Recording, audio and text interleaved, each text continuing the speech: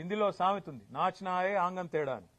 అంటే నాకు డ్యాన్స్ రాకపోతే కింద ఏదో నేల బాగాలేదు, అంతా ఒడిదుడుకులున్నాయని, ముఖం బాగాలేదు అద్దం బాల కొట్టుకున్నట్టు. గ్రామ సభల్లో ప్రజలు అడుగుతున్న ప్రశ్నలకు మీ దగ్గర సమాధానాలు ఉన్నాయా? ప్రజలు ఏమడుగుతున్నారు? 100 రోజుల్లో 6 గ్యారంటీలు అన్నారు, ఏమైందని అడిగారు. ప్రజలు ఏమడుగుతున్నారు? రుణమాఫీ సంగతి ఏమైందని అడుగుతున్నారు. రైతు బంధు ₹1 ఇప్పటిదాకా వేయలేదు, మీ ప్రభుత్వం వచ్చినాక ఎందుకు వేయలేదు అని అడుగుతున్నారు. వాటికి సమాధానం చెప్పే సత్తా మీ కాడ లేకపోతే మేమేం చేస్తాం? ప్రజలు ఇంకొక మాట కూడా అడుగుతున్నారు. 1,06,00,000 దరఖాస్తులు తీసుకున్నారు మీరు ప్రజాపాలన పేరిట డిసెంబర్ 23లో.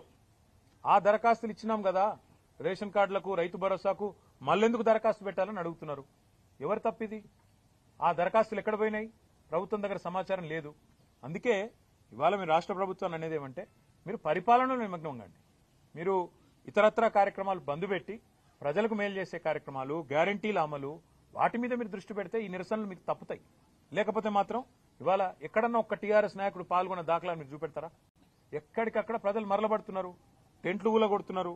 రేపు ఇదే తీరుగా కొనసాగితే గవర్నమెంట్ ను కూడా ఏదో దశలో ప్రజలు వాళ్ళు ఖచ్చితంగా తిరస్కరిస్తారు.